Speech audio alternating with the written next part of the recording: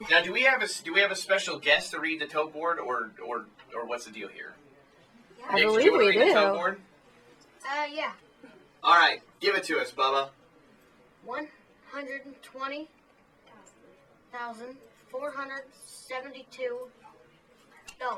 Woo! Hey.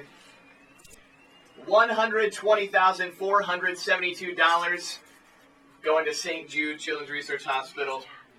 And we're here with Nick and his family, hanging out on this afternoon. Nick, we really appreciate you guys coming in today. You're welcome. Here, let's get that. I feel like I'm wasting your time. You got a date tonight or something? It seems like your focus is elsewhere. I may. All right, Nick, how old are you? He's looking at Amy 11? kind of longing. You're 11 years old, so that puts you in what grade? 5th. All right. So what do you like to do? What do you like to do for fun? Ride my bike. Ride your bike? Yeah. Cool. Do you have a favorite subject in school? He's in 5th grade. They No. don't like school. They don't like school in 5th No. grade? I don't like school at all. You're like, dude, I just go for recess. Yeah. That's it. For all the pretty girls. Yeah. There you go. And we're here with Nick and his family. Why don't you introduce everybody? Who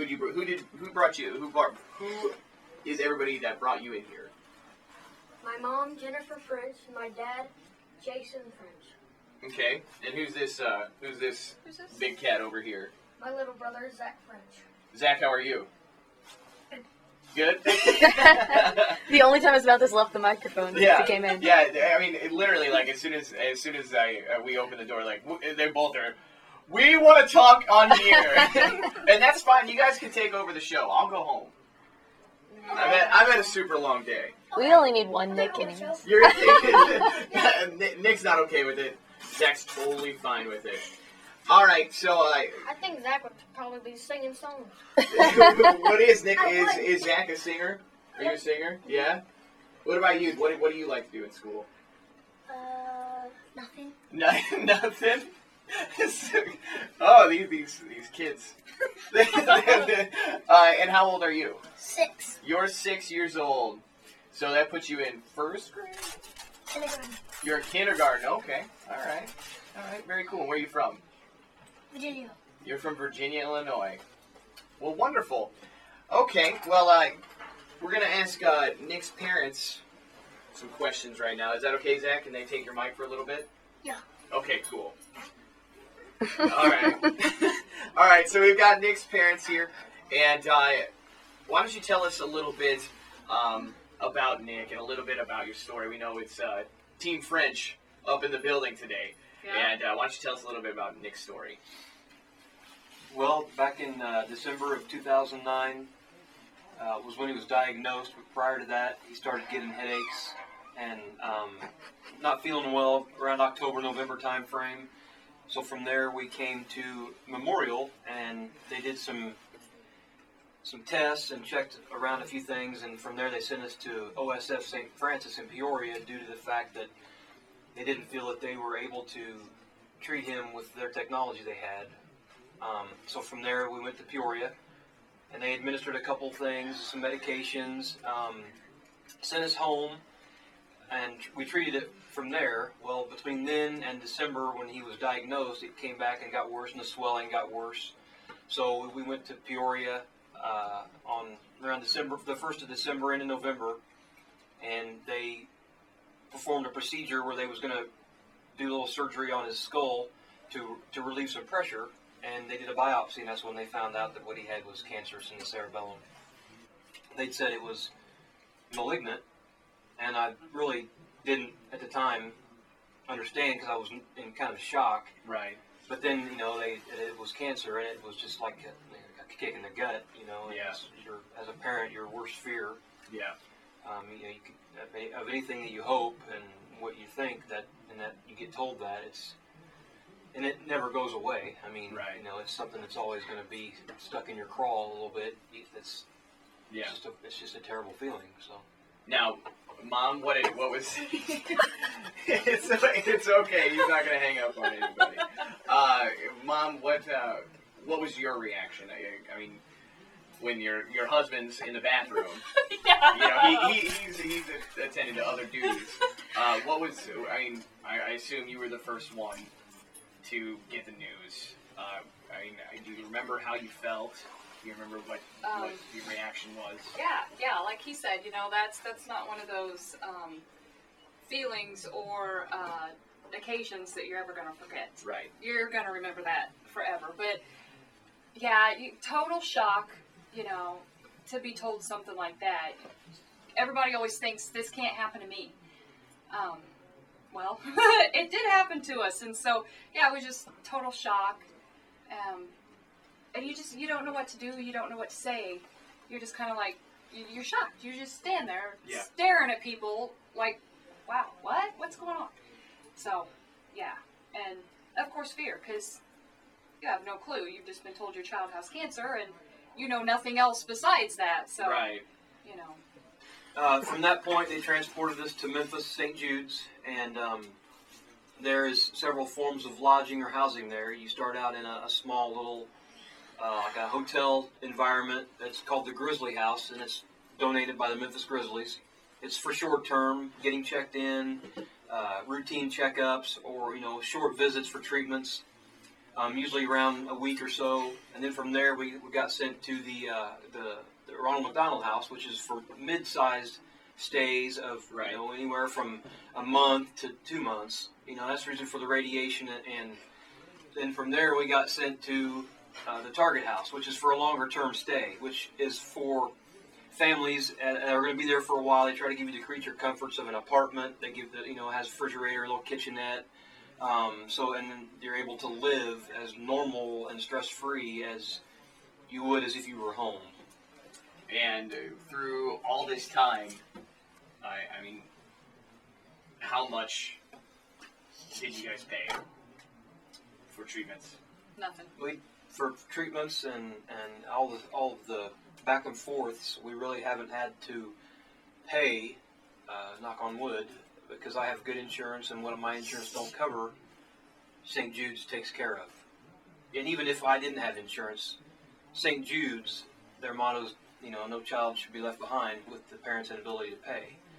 So they take care of all the funding and bills, and even for meals or even gas to go back and forth, because we have to go there. They'll reimburse you, for your travel if you had to fly or whatever, and that's what all the donations that are made offset the the cost of that. So how is Nick doing now? He's stable. He's looking at me like he wants to punch me in the face. That's his normal look. I'm talking to him too, but no. As of right now, as far as they're concerned, he's stable.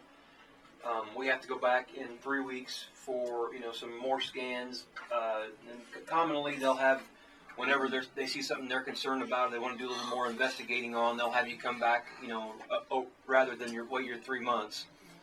So we'll go back on the 15th of March, do some scans, and they'll give us some information. And then, other than that, he's doing well. He's in school, doing good in school, and he's getting his energy back. The longer that he's out of treatment, the more energy he gets back, and the ability he is to maintain a certain level of fitness and appetite, and so on and so forth. Now I know it's kind of a difficult thing to think about, and where do you guys think you would be? Where do you think Nick would be? Where do you think his brother would be if it wasn't for St. Jude? Well, we'd be in a lot harder place right now if it wasn't for St. Jude in any way, shape, or form. There are other areas, where the treatments would be longer, and the protocols wouldn't be the same. The end result right now might not be the same, and possibly enough. You don't like to think about it, but without them, he might not be here with us today because the severity of his type of cancer. Right. So, if it wasn't for them, we'd totally be in a different world right now. All right, Nick. Let's talk to you for a second. Is that cool? Right. Yeah. Okay. Well, what did you think about St. Jude? think it's an honor to be at St. Jude's. Yeah. What was your favorite part? I don't really have a favorite part. You don't have- Everything's my favorite. Everything's your favorite? I know that when I went down there, my favorite part was the Target House. And specifically the Shaun White part, where you have the big, where you have all the snowboarding merchandise, and you get to play with the iPad and the table. Like that was like in our tour. Like that was the first thing I went to. I was like, nope. All right, this is a great. I'm so happy to see that Oprah donated an entire wing, but this table is what I'm. The Amy Grant room didn't get you. Can I just ask? I'm curious because we do talk about how they do cover all of your expenses, and I went on a tour there for the first time this past fall.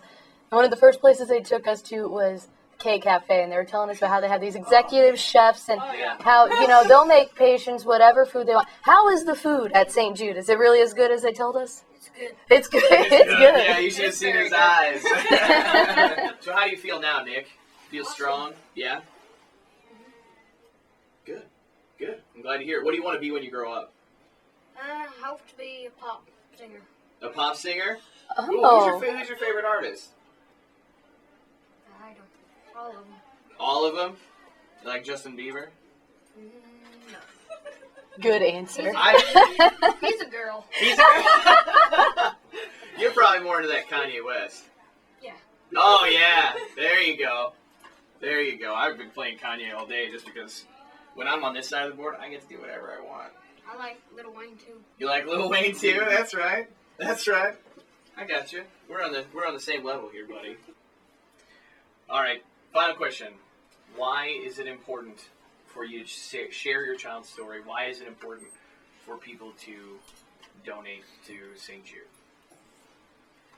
I think it's important to share Nick's story just because childhood cancer is not something I ever thought of before he was diagnosed. Right. It's one of those things that, I don't think many people are aware of unless they've known somebody, close to them that has been through it. So I'd love to share his story to help spread the word, get other people to realize and learn what actually does happen, to lots of kids out there. And kind of like, we talked before, if it wasn't for everybody supporting, giving money to St. Jude, Nick might not be here with us today. If it wasn't for St. Jude and the money that everybody gives to them, it's hard to say, Yeah. Would we even have a St. Jude as awesome as it is, right now? We wouldn't without everybody's support. So, yeah, with continued support, they have successfully cured Nick. He does not have cancer. And hopefully one of these days, with continued support, we will find a complete cure for cancer. Right. Yeah. Hopefully we can figure out how to get rid of cancer or find it when it first starts and do something. So call now to become a partner in Hope. 1-800-374-4995. 1-800-374-4995.